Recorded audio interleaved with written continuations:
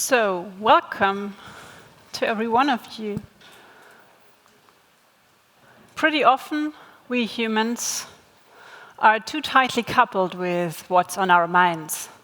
We are so-called fused with our thoughts and assumptions. We tend to evaluate our experience all the time. Also, we are experts in avoiding certain situations as human beings, or avoiding other experiences. For example, if you ever heard, "we don't have conflict here," that's one of the classic of avoidance. And also, we tend to do lots of reason giving for our behavior, storytelling, stuff like that.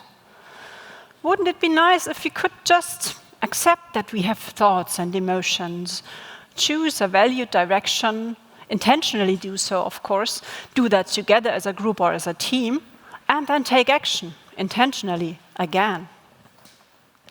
Well, it's not either or. We have to deal with both, because we're all human beings. So, the human in front of you is me. Hello, I'm Cosima. My pronouns are she, her. And I will focus today on psychological flexibility, which is not to confuse with psychological safety. I have had and still have the privilege to work with systems and individuals in those systems, the human beings, forming these systems and crafting software systems, for example. And in my experience, psychological flexibility is still too little known in our tech and product-focused environments. Yet it's a huge lever, a lever for better performance and also for more resiliency in many areas, be that people, tech, and business areas. Psychological flexibility is something that every one of us already has. It's kind of a personality trait, if you would like to call it like that.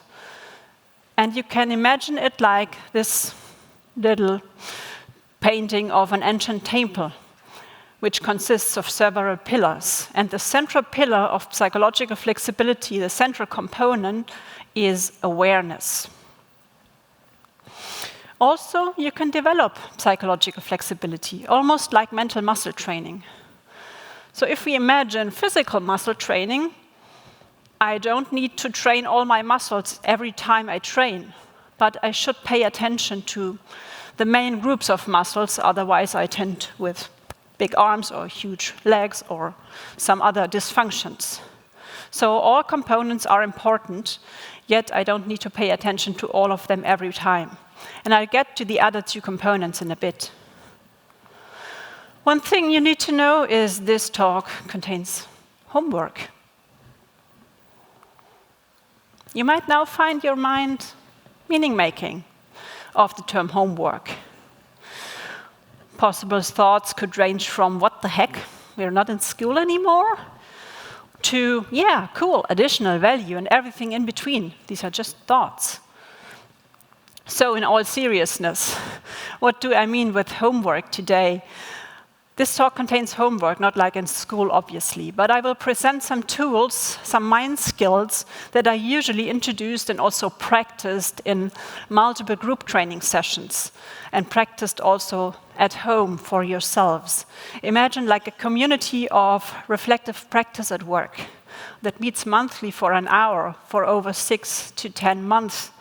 So I can show you today only a very rough overview, and I want to give you as many tools as I can, so you get all the materials to also try them out later and experiment with them yourself. So here's also the link already to where you find more about that. So, how do we humans create meaning? Here's another example. Architecture. What is architecture anyway? Well, here are two possible meanings. My partner, when we met, he works in healthcare, and when I was talking about architecture and architects, he was thinking about this building thing. Well, whereas I like the comic on the other side, that comic strip that represents a very brittle and fragile architecture. So, architecture, what is it? What's the meaning? Another example, agility. What is agility in our field? Because I'm not talking about jumping dogs or outdoor sports agility. For some, it's co-creation. It's delivering value sooner. For others, it means rigid processes like Scrum by the book, just features, and more features. Or even it could be pressure from the management to produce features following rigid processes. Whoa. Caught up in dark thoughts or in entangled thoughts. So, we humans, we view the world through these imaginary triangles of meaning of this little smiley. And these triangles form, or we can imagine it like webs, like relationship webs. And then we see the world to the relationships we have in our minds, the relationship of meaning. And from time to time, and that's very human, we fully identify with those meaning-making webs in our brains. So we get caught in them, like the little figure on the other side. We get caught in them instead of being just aware of them. That's a creation of our mind. So one last example of meaning-making. A lemon. This is a way more tangible thing, like agility or architecture, because I can touch a lemon if I would have had a lemon here. No matter how tangible terms and concepts are, our brains are meaning-making and relation creation machines. We do that all the time. We start when we learn our language of origin. And you might pretty soon have learned when you were small that a lemon is kind of sour. If you bite into a lemon, it's pretty sour. And maybe later you went maybe on Italy holiday with your parents and you saw the first lemons on a real tree. So you had that relation, for example. Or you were never to Italy, then you have maybe another relation. Overall, we humans, we create meaning. Or in that theory, I present you triangles of meaning. And the theory behind that is called relational frame theory. It's a theory from the field of language and cognition and behavioral science. And it's pretty hard to understand, so we are just scratching the surface today. The important thing is that we relate concepts to each other. Sensory data, words, emotions, thoughts, all those bits. And the relations are bidirectional. If I think of Italy, a holiday, I have pretty soon also lemons in my mind, for example. And then we start seeing the world through these relationships and these meaning-making webs. The most important bit for today for us is that we cannot delete thoughts from these networks of meaning we build in our minds. We can only practice. We can practice this healthy and helpful distance from time to time, to step back and to deliberately be able to step out of our own relational spider webs of meaning we have in our minds. So if you would like to learn more about that and also see the origin of those nice little paintings, I recommend that YouTube video by Actor Auntie, who explains a little more about the relational frame theory. Learning these practices to step back deliberately from time to time helps growing those mental muscles. And we already saw that awareness is the central pillar and the central component of psychological flexibility we all have and want to grow. Now let's dive a little more into reflection in our work environments. Or I also call it juggling this fear and action parts we saw in the very beginning. Because I believe no matter where you work or what you work, with a bit of life experience, you will know that things will get rough from time to time. I see some nods. What kind of rough? Is that rough? Good indicators for getting rough is when you notice more of this fear acronym. That means if you notice, for example, that you're more fused with your thoughts and assumptions, or that another person sticks to their assumptions, aka too tightly coupled with what I'm thinking and what's my opinion, or going round and round with your thoughts, or going round and round in discussions, being avoidant of other views and perspectives, stuff like that. Or also evaluating stuff, judging, being more judgmental than in other situations. Or the classic avoiding situations, like we don't have conflicts here, or avoiding certain types of work, or avoiding stuff, new situations, new experiences. And also reason giving. For example, we don't have time for a retrospective, we need to deliver stuff, could also be a sort of reason giving teams I have seen doing, because we don't have time, we need to, they have maybe pressure, there's a good reason behind. So, one given is that our attention is limited. It's a limited resource. And it also means that we pay sort of with our attention. We don't just pay attention, which is a nice wordplay, I think, but we pay with our attention. And that cannot be said often enough. To make action, this ACT acronym, instead of fear more likely, or to make a better balance, to accept our thoughts and that there are also emotions, to choose a valued direction that it's important to us or to a group of human beings, and also to take action and go forward. For that, the very first and very essential mind skill is reducing distractions. And that might sound too obvious, almost too obvious, that one option to do so is switching off notifications, for example. This is a reading recommendation because a while ago, Gernot Starke wrote a very popular article on that, which I find pretty suitable in that area. And if I recall it correctly, he also had a talk on several conferences. So switching off notifications, or most of them on our devices, can really make a difference if we do it for a certain time. Another option that's a bit harder for some. For others, it feels easier than switching off notifications because I could miss out something, is to deliberately pause for a full 5 minutes each day. For example, you could just use your senses if you have a break at your workplace. Focus on one sense, look outside the window, for example. If you have the chance to get out, then get out by all means. Maybe focus on the hearing sense. Right now in spring, there's birds singing. So focusing on a deliberate pause for full 5 minutes each day could be incredibly hard for some. Even for me, it's sometimes pretty hard to find those 5 minutes, or to allow those 5 minutes. So here are 3 more essential skills that can help to grow your psychological flexibility muscles a little more. And I will walk through them with you with a toolkit that I'm calling Reflection Canvas. And we saw already that reflection is an essential skill to grow our awareness pillar of the psychological flexibility.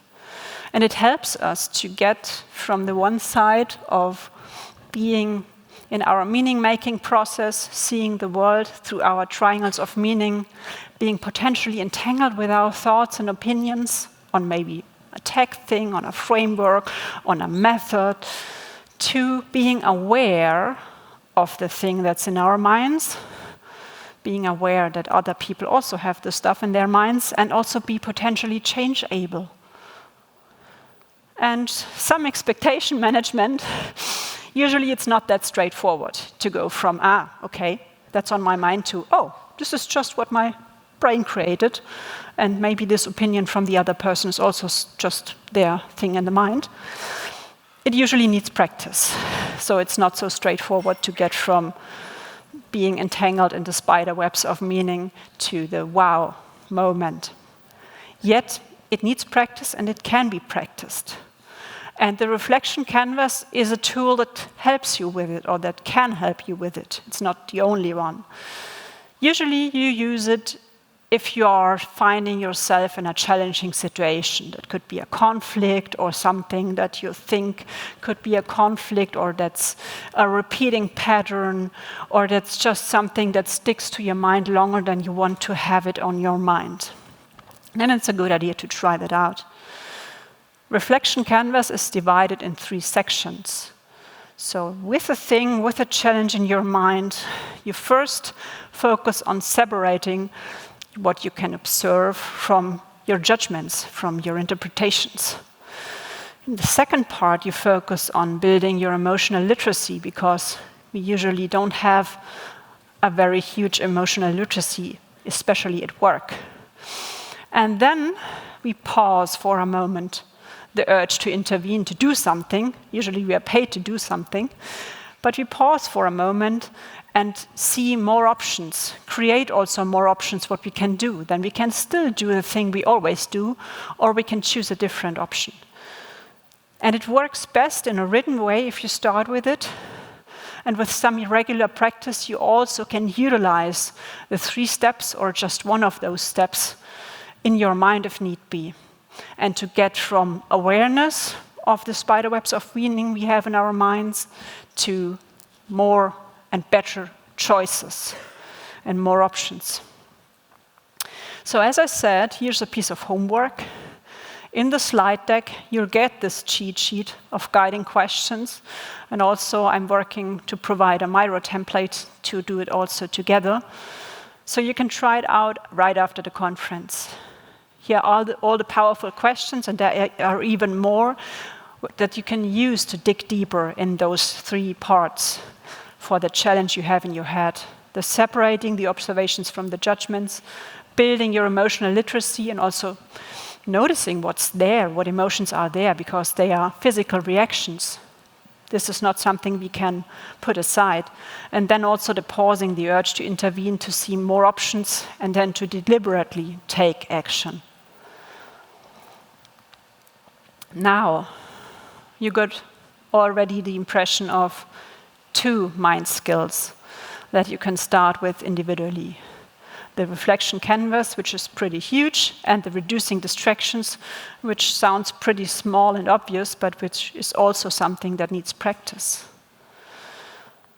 Now is a good time to dive a little deeper into the second bit of psychological theory I have prepared for you today, and talk about the other components of this mental muscle called psychological flexibility.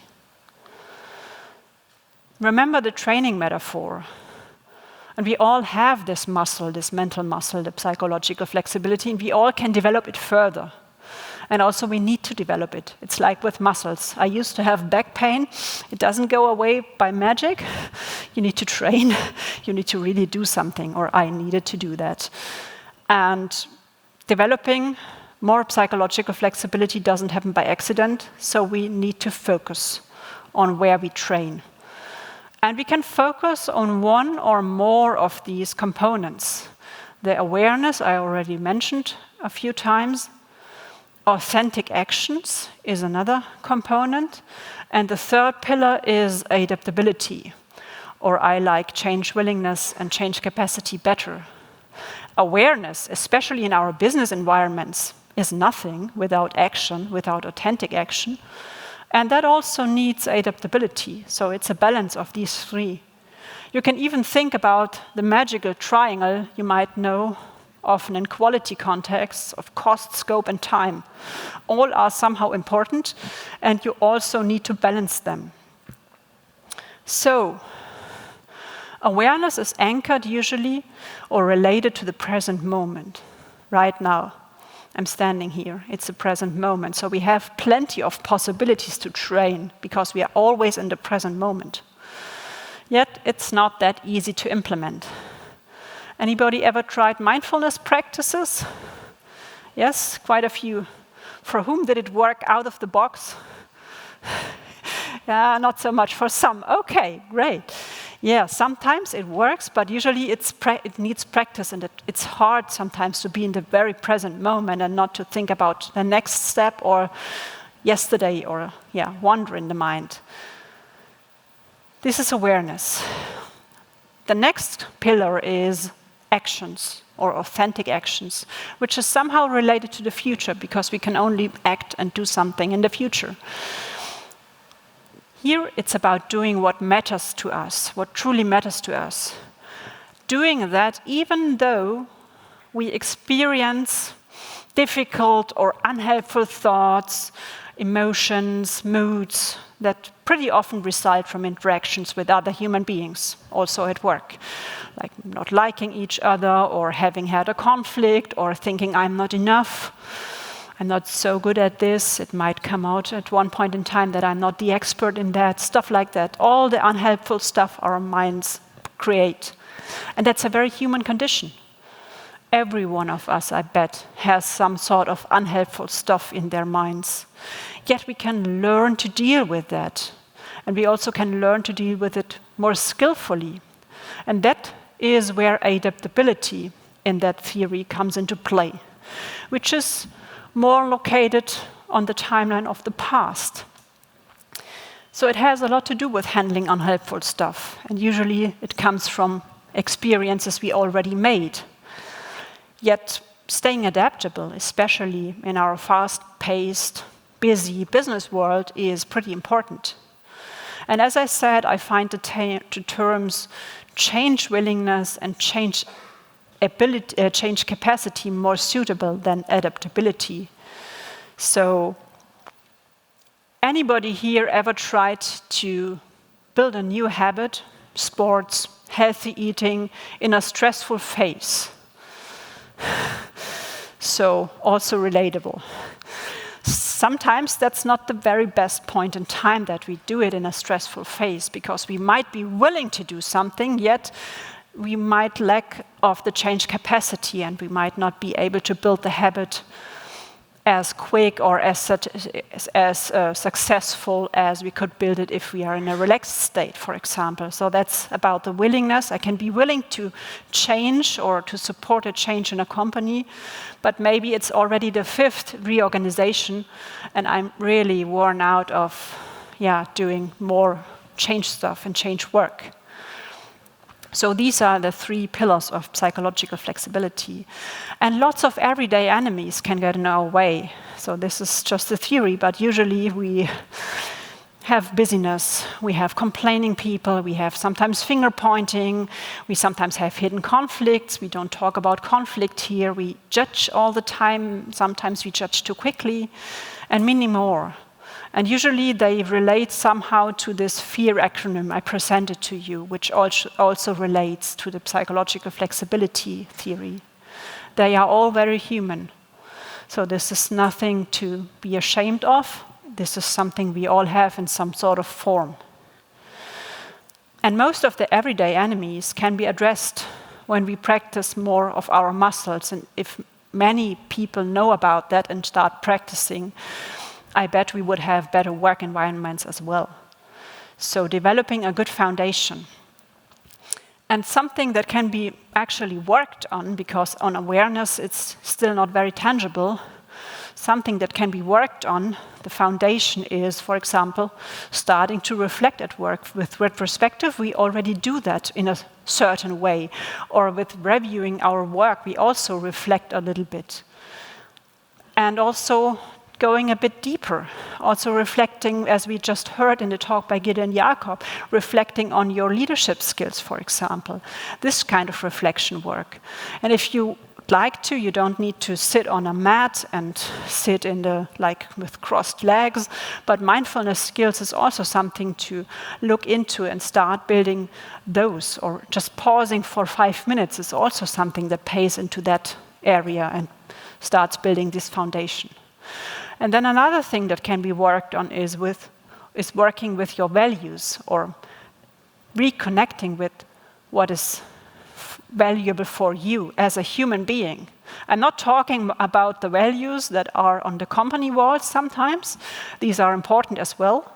So if they are totally different than your values, for example, you might experience friction. Or if there are not values on company walls, but the lived values there differ from what's important to you, there might be conflict, there might be friction. So this kind of value work is important as well to then get in action authentically, also as a technical leader. And the third part that builds a good foundation is working intentionally with our language, and sometimes also with metaphors. This is not something that everybody's into, but metaphors often is a useful tool in language to describe something and talk about the metaphor and grow that together and talk about that piece. It's often easier to connect to. So even this kind of temple building is a sort of a metaphor with the pillars that you can grow. And I know these foundational skills still sound pretty abstract, right? Almost like a list of buzzwords: values, mindfulness, language. And therefore we have the mind skills, or the tools, the different brain exercises we can do. And my list I can offer to you today is by no means the full list. I think there are many more tools out there in mind skills. But today we already saw 2 of them that you can apply individually.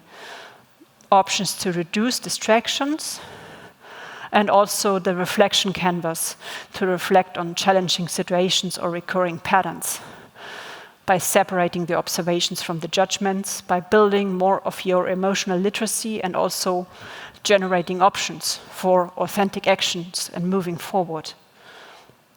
So in the following part, I will introduce you to 2 more mind skills that you can also use as a team, because I bet nobody of you works just for themselves and with nobody together, because we all have usually teams or we work for people, so we have interactions. So, who in the room has ever found themselves in a tough situation where you, in retrospect, think a different perspective would have helped a lot? So there are many people, yes. So in retrospect, we know we would have needed a different perspective. And tough situations could look like drowning at work. If you have this accountability, for example, or responsibility and more freedom, and you take maybe more things, and you also build leadership capabilities if you're coming from tech, then you might also end up with too much work to do, or if you are in an environment which doesn't prioritize well. So feeling like drowning in work or not being able to see the forest for the trees anymore is a usual rough situations I see a lot when I work with teams and people. Another tough or rough situation I frequently see, especially technical leaders face, is those messy humans again.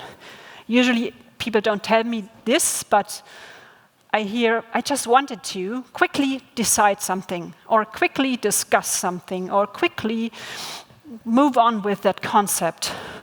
And then it needed way more time, it needed way more effort to get people together, it needed more energy to discuss, we ended up in a conflict, or people didn't engage at all, have had maybe no time, or other important stuff, but not for your important piece. So these are just 2 rough situations that could appear. A first vital step in my experience is already get the stuff from your mind, from your mental list, out of your brain. So the first vital step in changing perspectives is visualizing. Especially when you're feeling like drowning at work, or those messy humans again. Get all the stuff out of your head. And here are just some challenges I frequently hear, but there can be many, many more. So these are just for the example that we see in a few slides. Writing things down is another powerful mind skill in my experience. And one technique that helps with visualization is the circle of influence. And I really had to smile when I saw it at the slides from Gideon Jakob at the talk before. So circle of influence comes from Stoicism, I learned, and Stephen Covey made it popular with his book. Who here knows it already? Just to have okay, some people already. So just very briefly, a very brief introduction. In a nutshell, The circle of influence helps us to gain more clarity and focus by visualizing and prioritizing stuff. And usually, I see the circle of influence helps people to increase their circle of control. So you put stuff that you can control in the circle of control. You put stuff that you think that you can influence in the circle of influence. And all the other stuff is called circle of concern. It's the outer circle. And usually, if you use it, and frequently use it, I see that for many people, the two inner circles increase.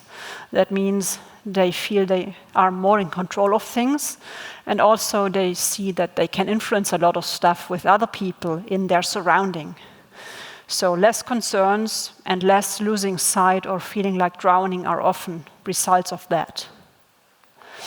So visualization in general, and in particular using the circle or the circles of influence, is the third mind skill for you and your team, because you can also do it with your team. You can visualize the stuff that you have on your plate with your team, for example, and then discuss, is it in our control? Can we influence it if it's not fully in our control? Who thinks that we can influence it? With whom do we need to talk, for example? So it's a really powerful tool, also for you and your team, or in a group of people. It doesn't need to be a team.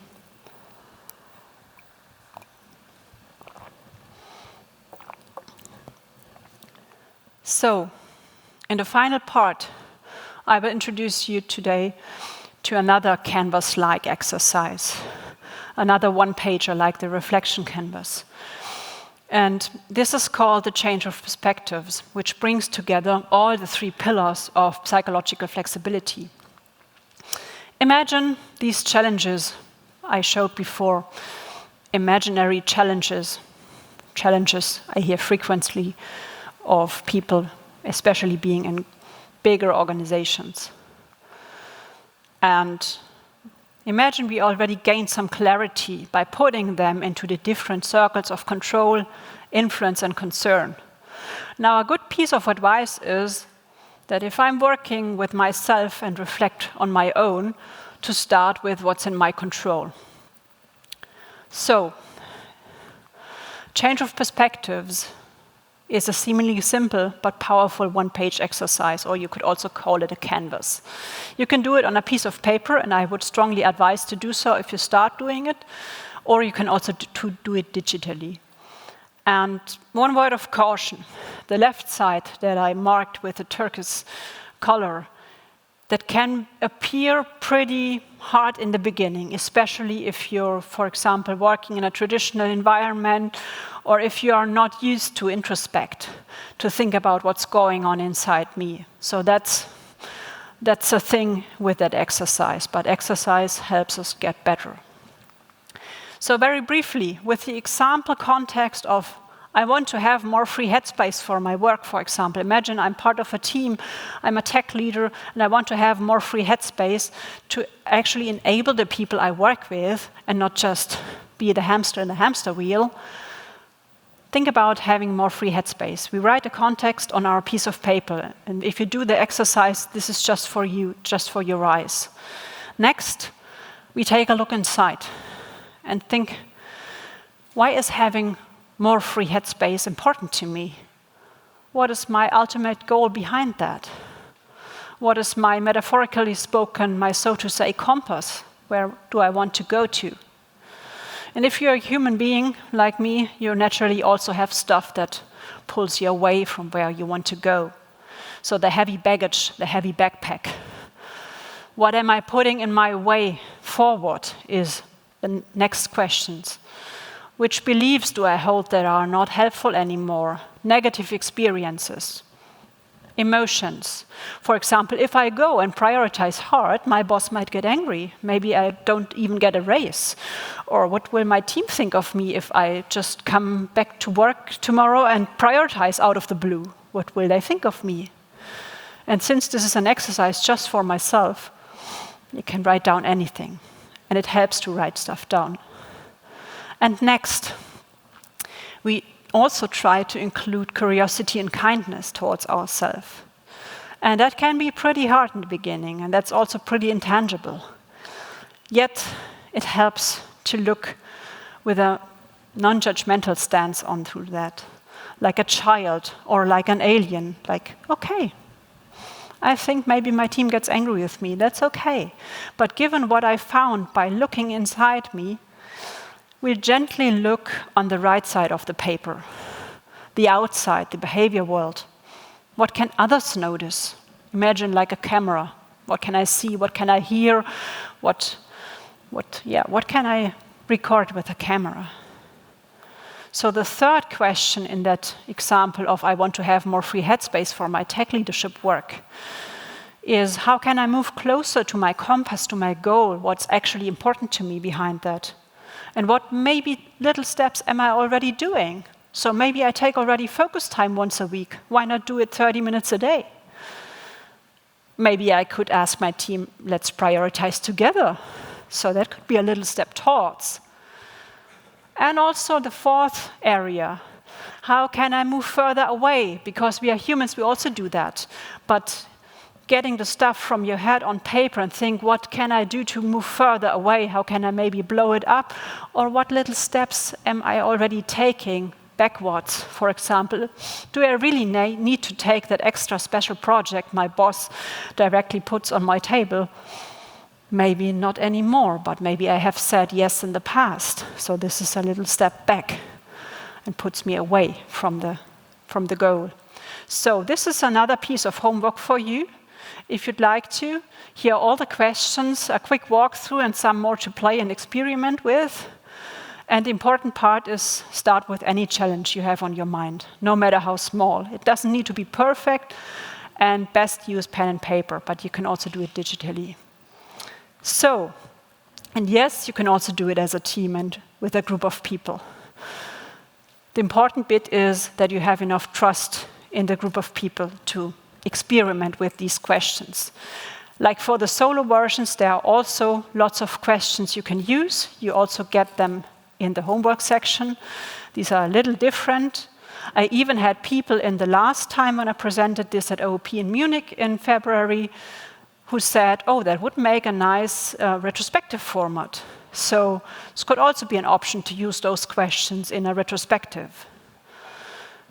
And the walkthrough is same like in the solo version. You start with inside us in the team, and that can be even harder for a group of people. What makes it easier if you have a facilitator outside of your team. It also gets easier if you already have practiced yourself with this tool. And also if you start with a seemingly easy challenge to practice together. So you should use a more tangible topic first. For example, if you have the choice between shipping software in your influence circle or navigating conflict, I would advise start with shipping software and try the tool with that. That's more tangible. And then later you can also talk about why is navigating conflict important for you as a team. So these are the 4 mind skills I wanted to bring to you today. You can dig deeper afterwards in the homework section. And I can just say, share it widely with friends and teammates and managers if you are not a manager yourself, because it grows and lives if you have more people who know about that. Start with yourself, because you need to gain the practice yourself. You can also practice yourself a lot. But also include your context, your people you work with and work for. And start small.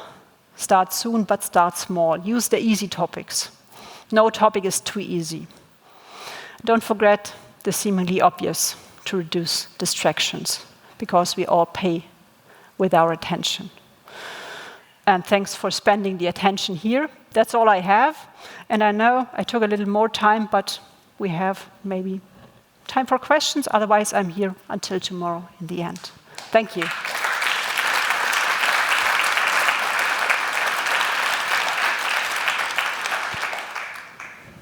Yeah, thank you very much.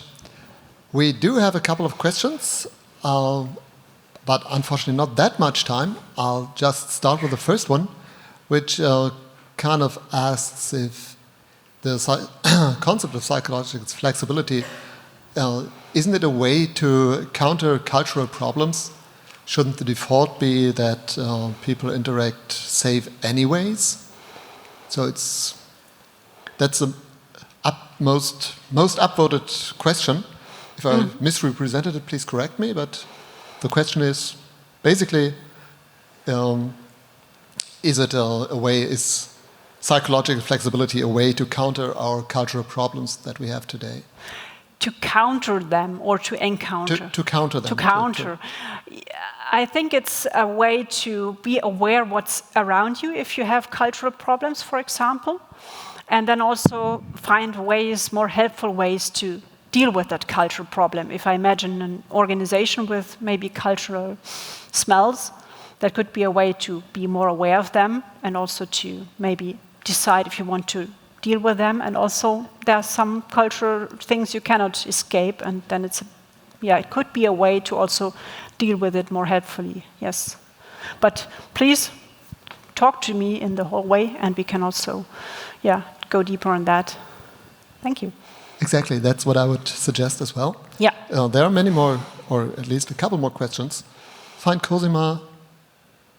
You'll be here till tomorrow until afternoon? The end, yes. Yeah, so grab her, or not literally grab her, but find her, talk to her. Thank you once again. Thank you.